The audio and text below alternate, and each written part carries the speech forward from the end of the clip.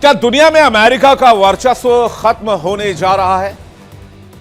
क्या अमेरिका की ताकत का भी डिसेंट्रलाइजेशन हो रहा है? वर्चस्व और सुरक्षा के लिए दुनिया के अलग अलग हिस्सों में नई ताकतें उभरकर सामने आ रही हैं। जो मैं कह रहा हूं, क्या आप उसे समझ पा रहे हैं?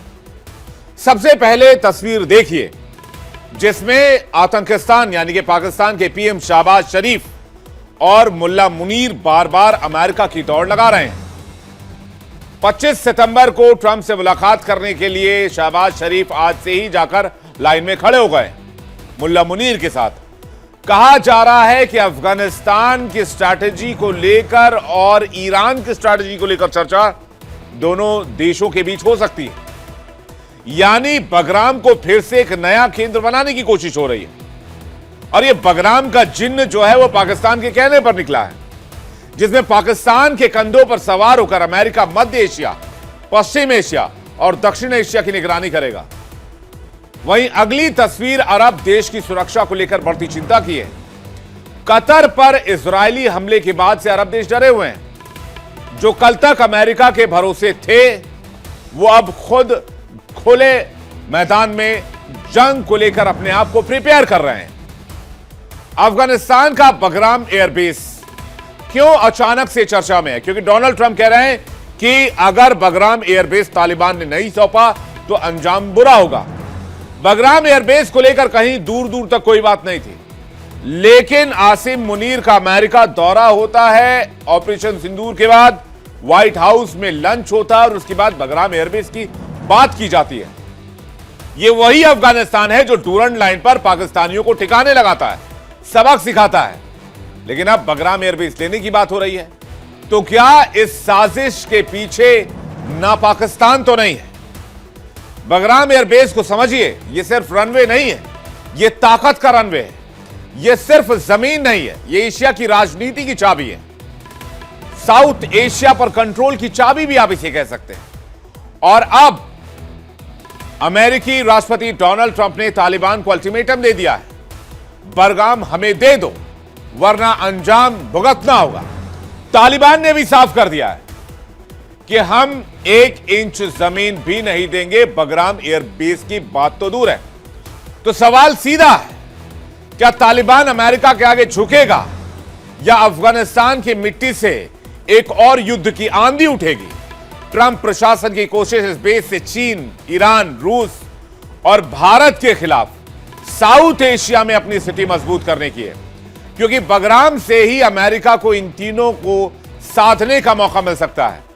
यानी इस बार का मिशन अफगानिस्तान के रास्ते एशिया की घेरेबंदी की है। मतलब अमेरिका से चीन के सीपेक पर खतरा, न्यूक्लियर ठिकानों पर नजर, ईरान के न्यूक्लियर ठिकाने पर टारगेट का डर। अगर अमेरिका को बगराम एयरबेस मिल जाता है तो उसकी मौजूदगी रूस को परेशान भी करेगी, चीन को भी परेशान करेगी, ईरान को भी परेशान करेगी। पाकिस्तान तो मालामाल हो जाएगा, लेकिन भारत को भी चिंता करनी होगी। लेकिन खेल यहीं खत्म नहीं होता है, क्योंकि इस शतरंज में सबसे बड़ा मोहरा है पाकिस्तान। अमेरिका को बगराम तक पहुंचाने का रास्ता शायद इस्लामाबाद से होकर गुजरता है। तो क्या पाकिस्तान फिर वही पुराना खेल खेल रहा है?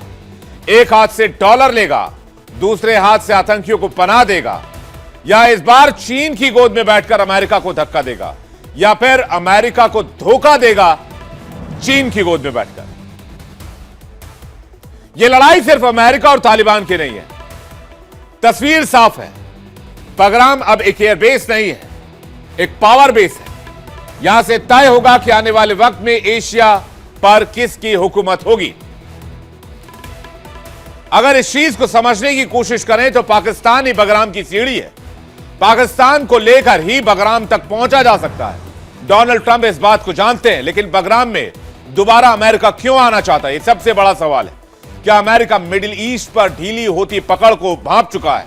क्या अमेरिका जानता है कि आने वाले वक्त में अरब देश उसका साथ छोड़ देंगे?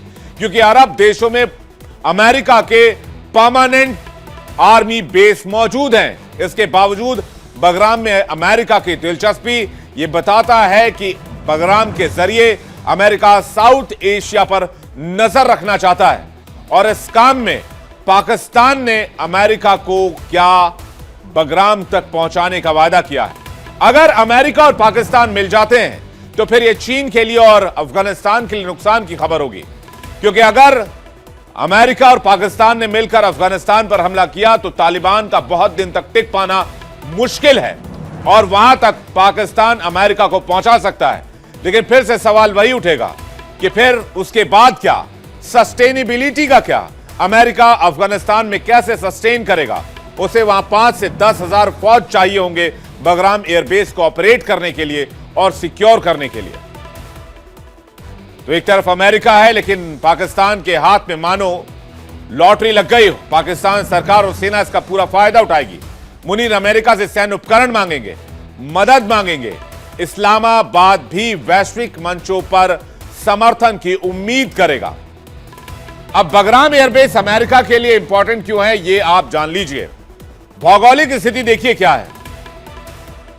मध्य एशिया, दक्षिण एशिया और पश्चिम एशिया के बीचों बीच अफगानिस्तान मौजूद है। करीब 3,300 एकड़ में फैला हुआ है। एयरबेस का रनवे 7 किलोमीटर से भी ज्यादा लंबा है। अगर अफगानिस्तान की बात की जाए तो यह सबसे बड़ा सैन्य अड्डा है। बगराम में अस्पताल भी और खुफिया सुविधाएं भी मिलती हैं। रणनीतिक महत्व यहां से ऑपरेशन चलाना, ड्रोन स्ट्राइक, सैन्य मूवमेंट बहुत आसान है।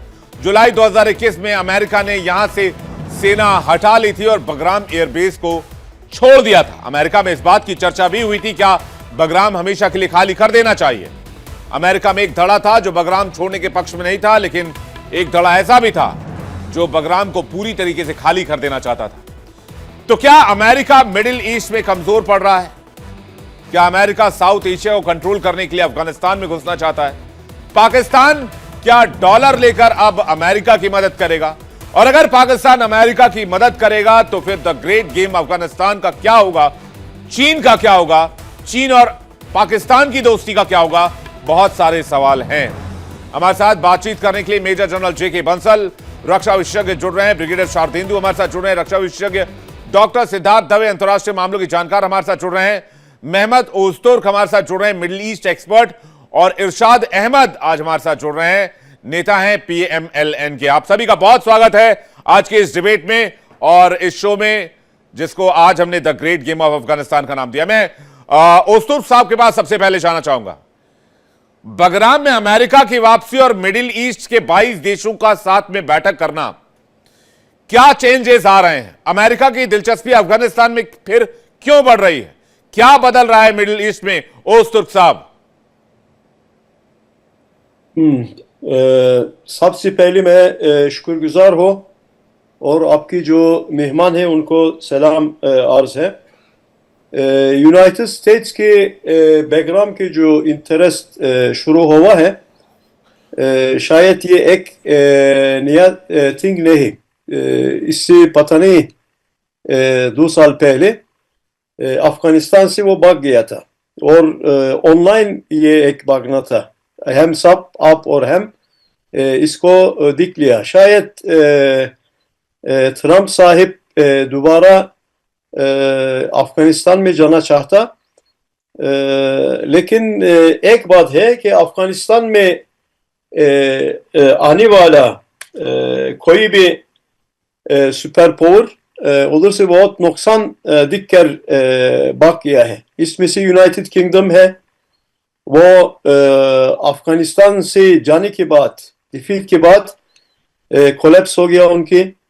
और सोवियत यूनियन हम सब देखा और रिपोर्ट भी किया, उनको बहुत बड़ा नुकसान पहुंचा और अफगानिस्तान से बाहर होने के बाद उनकी भी कोलैप्स हो गया। और यूनाइटेड स्टेट्स अफगानिस्तान में 20 साल से ज़्यादा कि वो कंटिन्यूस यूनाइटेड स्टेट्स की सबसे लंबा वो जंग था, उसमें भी हार गया और अफगानिस्तान से बाहर हो गया। तो अगर यूनाइटेड स्टेट्स के साथ 3-4 ट्रिलियन डॉलर के सर्फ करना हो अफगानिस्तान में, वो अफगानिस्तान के अंदर आ सकता, वो बैकग्राउंड हो या कोई और जगह हो। अगर अपने जो एम्पायर है यूनाइटेड स्टेट्स के, उसकी कोलैप्स सामना करना है यूनाइटेड स्टेट्स के लिए, वो अफगानिस्तान में जा सकता। तालिबान की तरफ से ये डिक्लेरेशन हुआ कि उनकी और यूनाइटेड स्टेट्स की दोहा में एक एग्रीमेंट हुआ था। उसी एग्रीमेंट के बाद अमेरिका यूनाइटेड स्टेट्स के अफगानिस्तान में कोई मिलिट्री बेस नहीं होना था। इसीलिए ये मेरा ख्याल में ये थोड़ा सा एक बात है और इसको भी मद्देनजर रखना चाहिए कि आजकल अफगानिस्तान और पाकिस्तान की रिलेशंस जो है वो अच्छा नहीं है, बल्कि पाकिस्तान के डिफेंस मिनिस्टर ने अफगानिस्तान को दुश्मन भी कहा है। इसी सूरत में अगर अफगानिस्तान में पाकिस्तान और यूनाइटेड स्टेट्स मिलिटरीली एंगेज होना चाहता तो ये दोनों के लिए नुकसानदेह हो सकता है।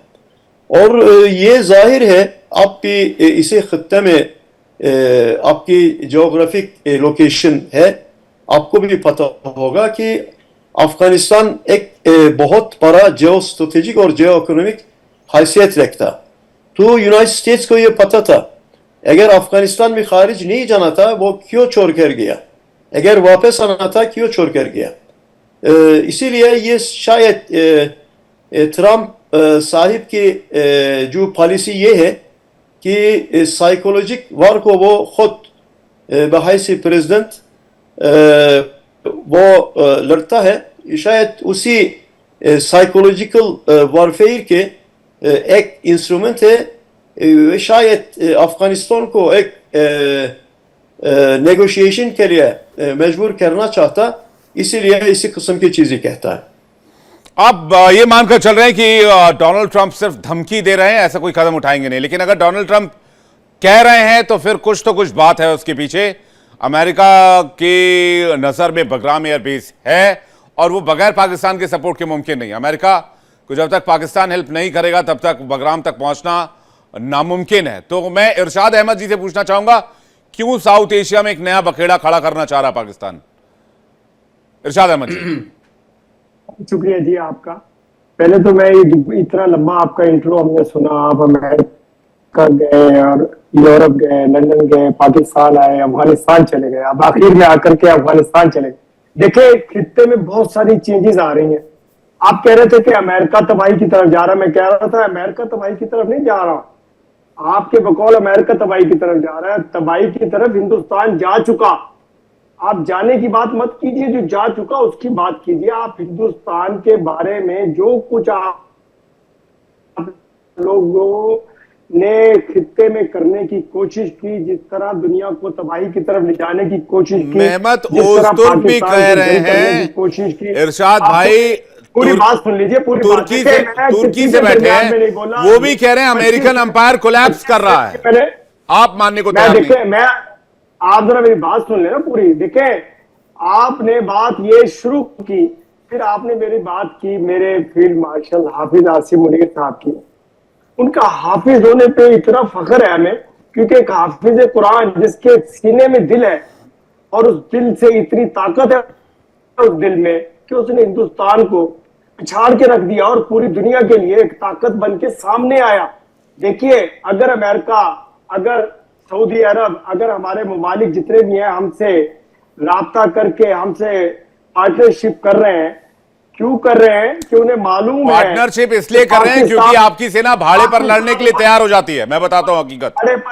आपने अपनी सेना किराए पर कहां नहीं भेजी? आपने सऊदी भेजी, आपने जॉर्डन भेजा, आपने फिलिस्तीन भेजा, आपने कहां नहीं युद्ध लड़ने के लिए भेजा अपने सैनिकों को किराए पे? हमने तो कुछ हम तो और आज आपने अफगानिस्तान की सुपारी ले ली। आपने अफगानिस्तान की सुपारी ले ली अमेरिका से पैसे लेकर। अफगान हमारे भाई है, अफगानिस्तान आपने अफगानिस्तान की सुपारी ले ली अमेरिका से, आप लोगों ने पैसे लेकर। शर्म आनी चाहिए इरशाद अहमद जी आप लोगों को। अभी तक आप शर्म आनी चाहिए। देखिए पूरी बात नहीं सुनी आपने मेरी।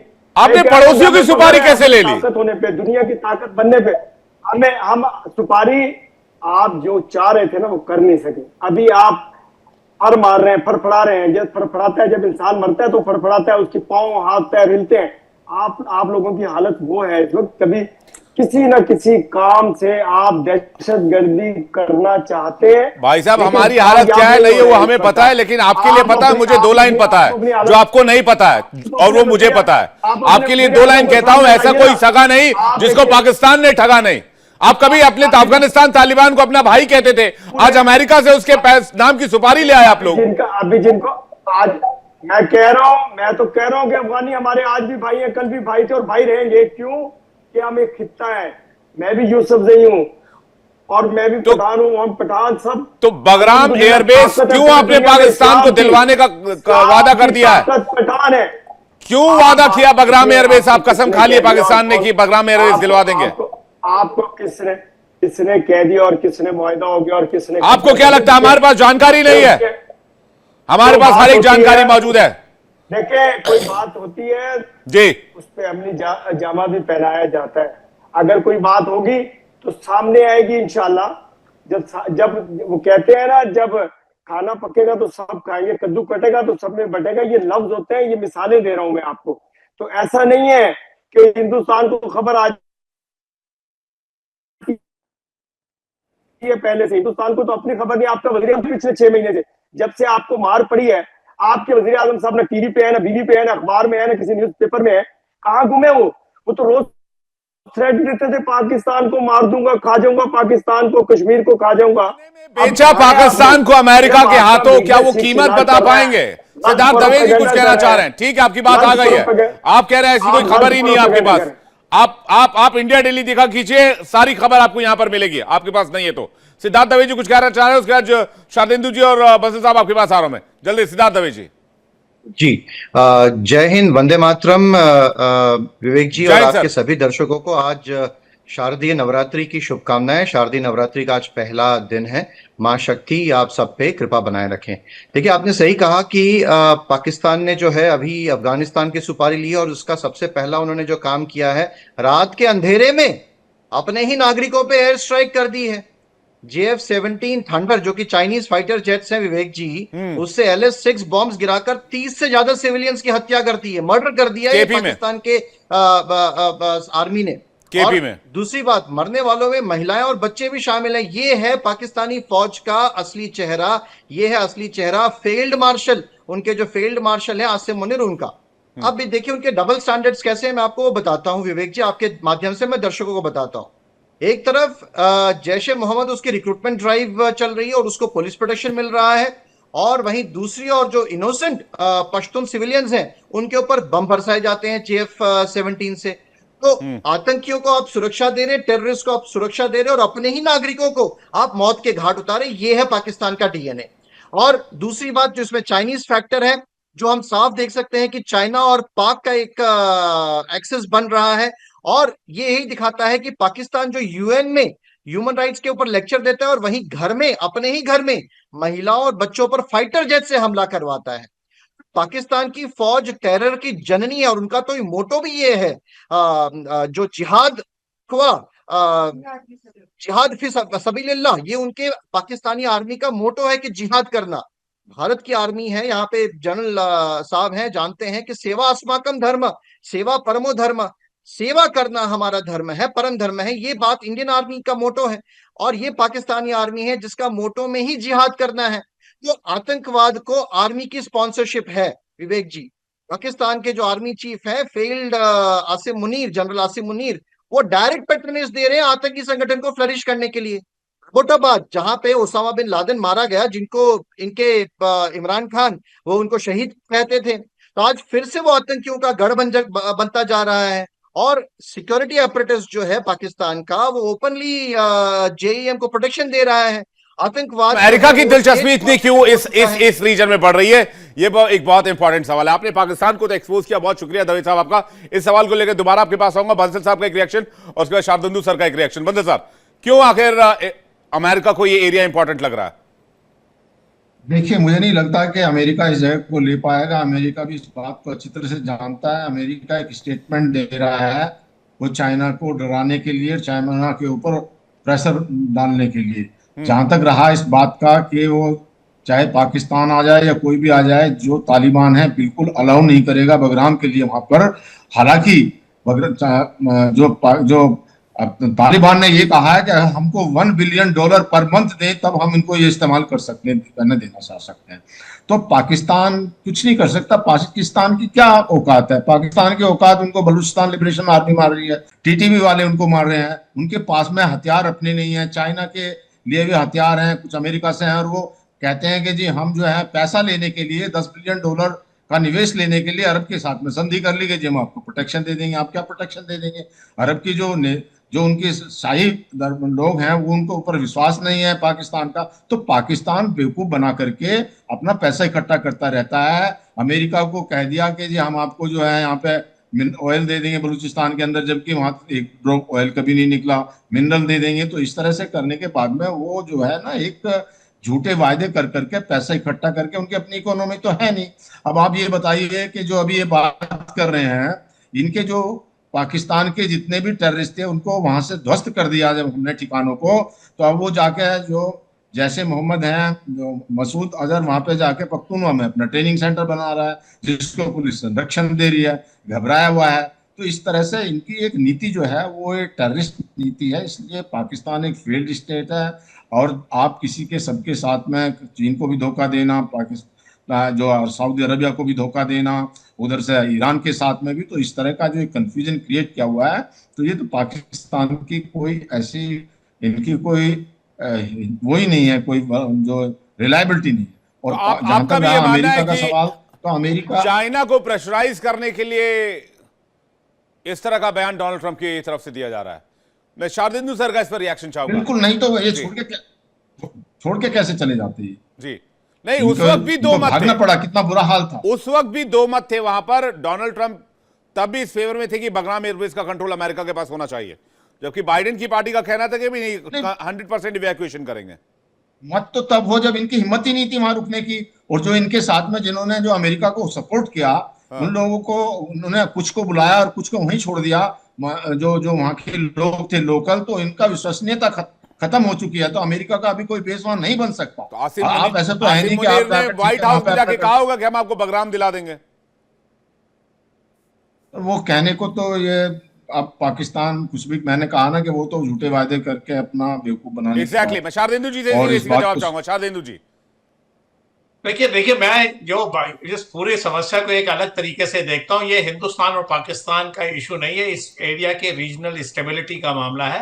अमेरिका की फिर से एंट्री अफगानिस्तान में बगराम एयरबेस पे, ये डायरेक्ट कन्फ्रंटेशन की तरफ बढ़ता हुआ दिख रहा है। वो चाइना को कंट्रोल करने के लिए वहां घुस रहा है। और स्थिति कैसी पैदा होगी जब यूएसएसआर, देखिए जब अफगानिस्तान में था तो पाकिस्तान के थ्रू उन्होंने तालिबान, और तालिबान के थ्रू उन्होंने यूएसएसआर पे हमला कराए थे। इस तरीके का एक नेक्सस बना था जिसका कि पाकिस्तान आर्मी ने बहुत बड़ा फायदा उठाया, और ये सारी मदद का इस्तेमाल जो फाइनेंशियली और मिलिट्री हार्डवेयर उनको मिले, उन्होंने हिंदुस्तान में टेररिज्म फैलाने के लिए किया। अब फिर से वही स्थिति पैदा हो रही है। इस बार यूएसएसआर की जगह चाइना है। अमेरिका और चाइना जब कन्फ्रंटेशन की स्थिति में आएंगे तो पाकिस्तान का क्या हाल होगा? पाकिस्तान आज की डेट में दो नावों पे सवारी कर रहा है, एक चाइना जिसका सीपैक पे इतना बड़ा इन्वेस्टमेंट हो रखा है, और दूसरा अमेरिका से मिनरल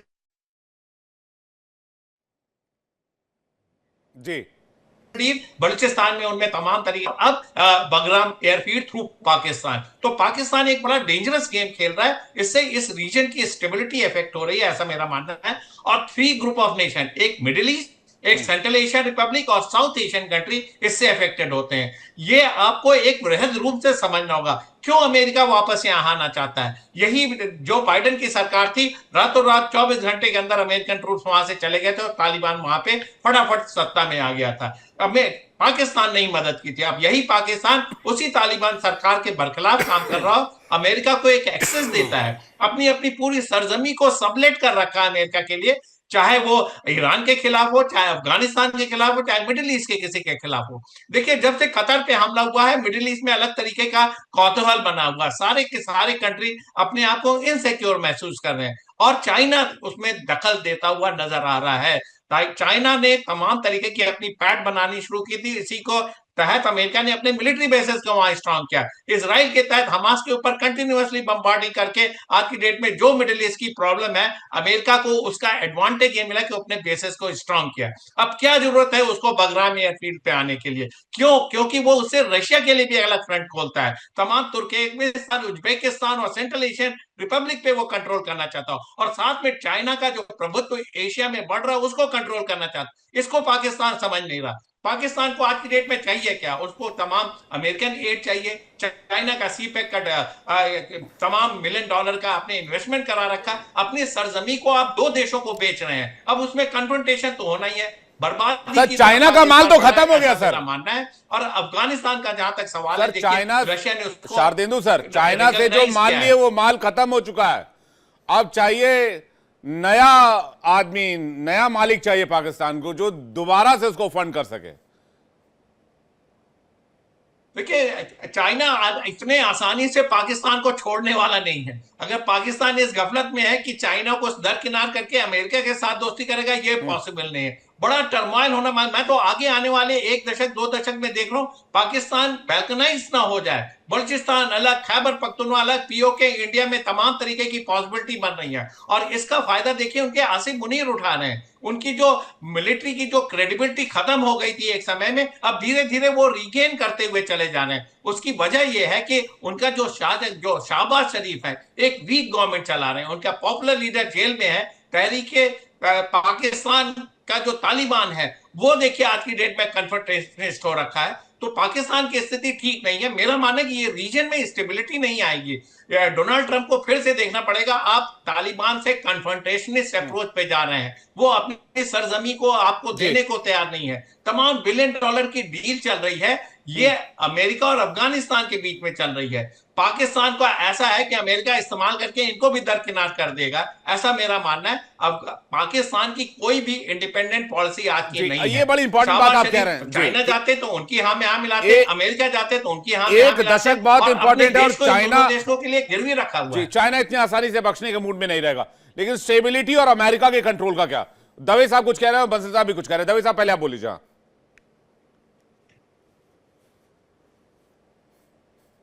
आपका माइक चेक कीजिएगा, म्यूट हो गया शायद। हाँ, कैन यू हियर मी? हाँ बिल्कुल आ रही, बोलिए प्लीज। जी जी, तो विवेक जी, मैं जो बगराम और यूएस पे ही आ रहा था, लेकिन जो पाकिस्तान मुस्लिम लीग नवाज शरीफ के जो रिप्रेजेंटेटिव हैं उन्होंने भारत के बारे में कुछ गलत चीज फैलाई, इसलिए मैं उस तरफ चला गया। लेकिन एक डायमेंशन मैं इसमें ऐड करना चाहूंगा जो कि है डोमेस्टिक पॉलिटिक्स जो है। तो ट्रम्प जो है वो थोड़े से उनकी कंपल्जन है कि बगराम का जो मुद्दा है वो बाइडेन प्रशासन की आलोचना के लिए इस्तेमाल कर रहे हैं। और उन्होंने जो एक संदेश दिया, इनका इंटरनल पॉलिटिक्स, वहां का डोमेस्टिक पॉलिटिक्स का एक एस्पेक्ट है। तो उन्होंने एक बहुत स्टेटमेंट दिया है, कहा है कि हमारे पास एक बेस था जो चीन के न्यूक्लियर प्रोग्राम से बस 1 घंटे की दूरी पे था, और अगर तो ये आने वाले भविष्य में बगराम जो है, तो ये पाकिस्तान जो है ये सैंडविच हो रहा है बिटवीन चाइना एंड यूएस। अगर तो ये बगराम के मुद्दे में अगर घुसता है पाकिस्तान, जो घुस गया है ऑलरेडी, अगर हमें देखें तो ये पूरे के पूरी तरह से सैंडविच हो रहा है। दूसरी बात, जो अगेन ट्रंप जो है, मैंने जैसे पहले बताया कि उनके डोमेस्टिक कंपल्जन्स हैं, और जो उनकी लाइन है अमेरिका फर्स्ट, तो ये उनके जो समर्थक हैं उनके ऊपर सीधा असर करती है, क्योंकि बगराम जो है वो अमेरिकी ताकत का एक प्रतीक एक समय में था, और सिर्फ एक बेस नहीं था, ये पूरा उनका पावर प्रोजेक्शन जो था उसका वो प्रतीक था। और उसको छोड़ देना वो अमेरिका की क्रेडिबिलिटी को भी कमजोर करता है और उनके विरोधियों का भी हौसला बढ़ाता है। लेकिन मेन बात जो है कि आने वाले उसमें ये सैंडविच हो रहा है पाकिस्तान। एक तरफ तो जो टीटीपी है, दूसरी तरफ चाइनीज फोर्सेस हैं और यूएस, इन दोनों के बीच में जो चाइनीज इंटरेस्ट है, तालिबान जोड़ना भूल गए दवे साहब, तालिबान भी तो है। जी बिल्कुल, और तालिबान भी है। तो ये पाकिस्तान बुरा फंस रहा है, बहुत बुरा फंस रहा है। और जैसे इसमें एक जो इंपॉर्टेंट बात है कि उनके जो घरेलू डोमेस्टिक है, और ये बिल्कुल सही कहा जनरल साहब ने कि आने वाले वर्षों में balkanization of Pakistan is on the card, possible है। बिल्कुल, बंसल सर कुछ कहना चाह रहे हैं। 10 साल का वक्त बताया, मेरे ख्याल से 4-5 साल या 2-3 साल में ही ये होने वाला है। बंसल सर कुछ कहना चाह रहे हैं। बंसल सर देखिए, मैं बस एक बात ये कहना चाह रहा था कि जो जहां तक अफगानिस्तान का सवाल है, वहां पे रशिया भी फेल हुआ, यूएसएसआर, वहां पे अमेरिका भी फेल हुआ, और 10-10, 15-15, 20-20 साल लगा के चले गए, तो अभी इनकी कोई वहां पे बात नहीं बनने वाली है।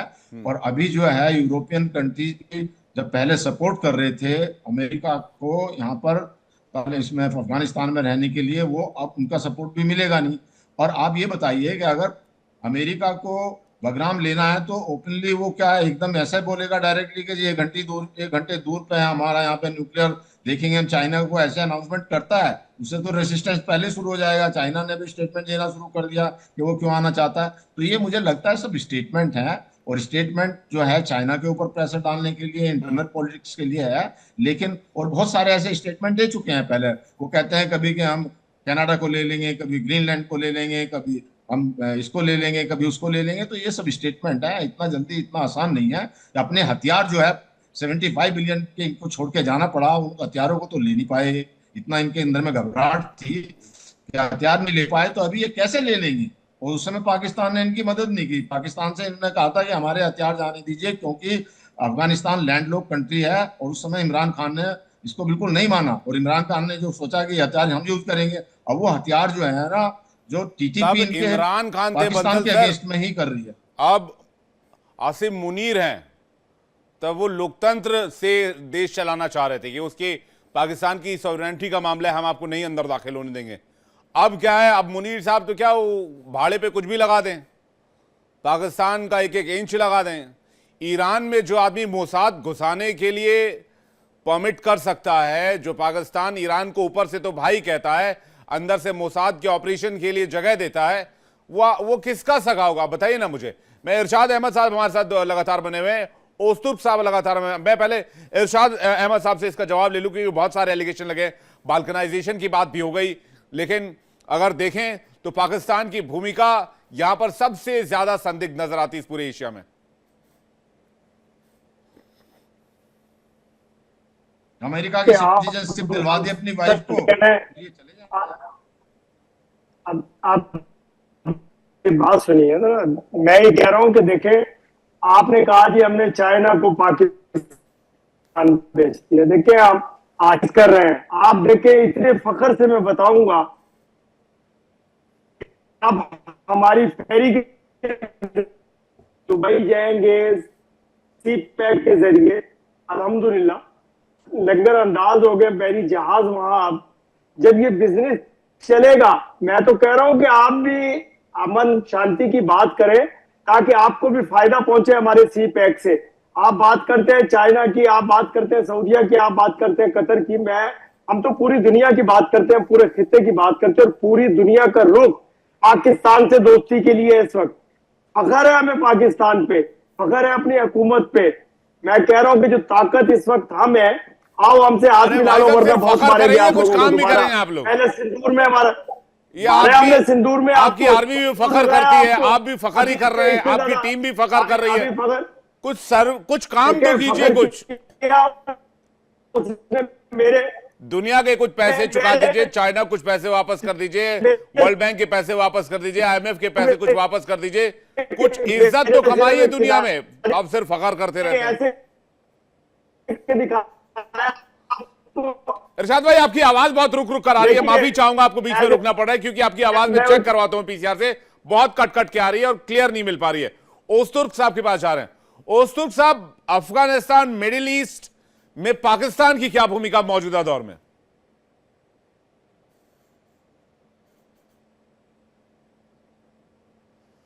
आपको माइक चेक कीजिएगा, शायद माइक चेक कीजिएगा, माइक। ओके, मैं आपकी मेहमानों की जो बात था उनको सुना, ये पाकिस्तान के भाई की भी बात सुना, और मेरा एडवाइस ये है कि अमेरिका को अवॉइड करना है, अमेरिका को डिपेंड नहीं करना है, चाहे वो पाकिस्तान हो या इंडिया हो। कल तक पाकिस्तान जो ट्रंप साहिब की तारीफ से पहले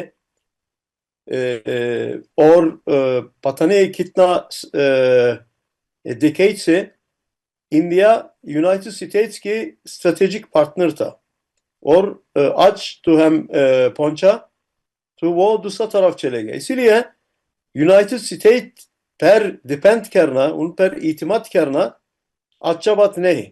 वो पाकिस्तान हो चाहे या पाकिस्तान या हिंदुस्तान हो, मैं इसको याद दिलाना चाहता क्योंकि आप पड़ोसी मुल्क है दोनों, और यूनाइटेड स्टेट्स आज इधर होगा खेल नहीं होगा, लेकिन आप ज्योग्राफी की वजह से, हमारा एक कहावत है, हम ये कहते हैं कि ज्योग्राफी डेस्टिनी है, ये आपकी डेस्टिनी है, आप भरोसा है।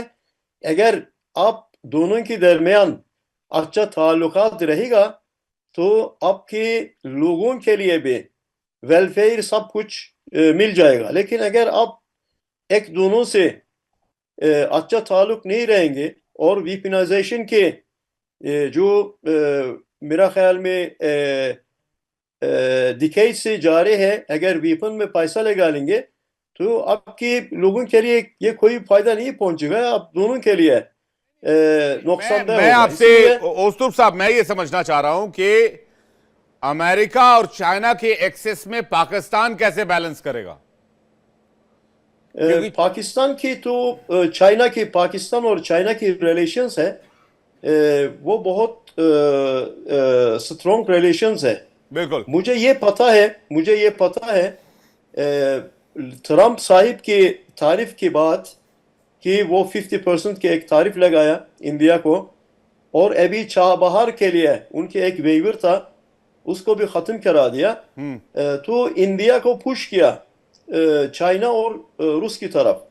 लेकिन आपको ये पता होगा हर मुल्क की अपनी इंटरेस्ट है, तो आप एक साथ भी हो जाए तो उनकी शायद दूरअंदेशी भी होगा। इसीलिए ये सेपेक कॉरिडोर है। सेपेक कॉरिडोर का मतलब ये है, वो एक स्ट्रेटेजिक कॉरिडोर भी है और वो एक जियो इकोनॉमिक कॉरिडोर भी है, क्योंकि इसी कॉरिडोर की वजह से और ज़रिए से चाइना अपनी जो एमटिया है, गुड्स है, उसको इंडियन ओशन तक पहुंचाता है और उसमें इकोनॉमिक फ़ायदे भी है। और दूसरा तरफ स्ट्रेटेजिकली उसकी कंटेन करना को नाकाम बना देता है कि मैं बताया वो यूएसएसआर ख़त्म होने के बाद, कोलैप्स होने के बाद इंडिया की पॉलिसी चेंज हो गया और यूनाइटेड स्टेट्स इंडिया को स्ट्रेटेजिक पार्टनर कहा और इंडिया के ज़रिए से चाइना को कंटेन करने की कोशिश किया और चाइना इसी कॉरिडोर के ज़रिए से इसी कंटेनमेंट को तोड़ा। इसीलिए पाकिस्तान और चाइना की रिलेशंस इसमें से शायद मुतासिर होगा, इसमें इफेक्ट होगा, लेकिन जितना ज़्यादा नहीं होगा, क्योंकि चाइना को अपने इंडिया और पाकिस्तान की रिलेशंस को बैलेंस करना होगा, क्योंकि शायद उनकी रिलेशंस इंडिया की रिलेशंस से ज़्यादा है, जिनको ये फ़ायदा होगा कि मेरा सोच ऐसा है, मैं जैसा पहले भी बताया था, मैं इंडिया को एक सेमी सुपर पावर फिक्र करता हूँ और इंडिया की जो ताकत है, स्ट्रेंथ है, वो चाइना की बराबर जैसा है। इसीलिए एक अपने बराबर ताकत को न्यूट्रल करना चाइना के लिए बहुत अच्छा चीज़ है, लेकिन पाकिस्तान चाइना के लिए और चाइना पाकिस्तान के लिए एक बहुत मजबूत अलाई है। इसीलिए ऐसे आसानी से पाकिस्तान को नहीं छोड़ेंगे। लेकिन इसमें जैसा कि आप भी बताए और ट्रंप ये कहता कि भाई, और ट्रंप की पाकिस्तान की तरफ ये आपकी और पाकिस्तान के दरमियान जंग था, उसके बाद उसी तरफ एक तिल्ट है, तो इसी में भी वो मद्देनजर रखेंगे चाइना। लेकिन मेरा ख्याल में इतना ज़्यादा मुश्किल नहीं होगा। और मेरा ये भी नसीहत है आपके लिए और पाकिस्तान के लिए, आपके जो तारीख जो है वो चाइना से भी और यूनाइटेड स्टेट्स पे भी तुलने हैं। आप इससे तकरीबन ऐसे साल पहले एक था ये ब्रिटिश राज था ना, उसके बाद एक दो नेशन के थ्योरी पर वो डिवाइड हो गया। बिल्कुल। लेकिन अब ये एक लोग है, और आपकी जो दरमियान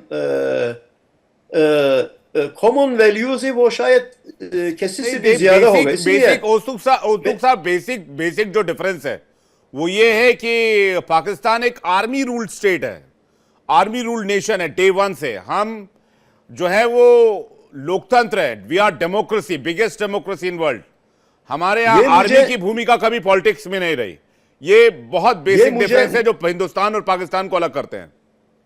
ये मुझे पता है कि इंडिया में कोई आर्मी क्यों नहीं हुआ, और पाकिस्तान में ये है कि पाकिस्तान के 1948 14 अगस्त की इस तरफ शायद आधा हिस्सा डायरेक्ट आर्मी कंट्रोल और दूसरा हिस्सा उनके हिफाजत में, कंट्रोल में।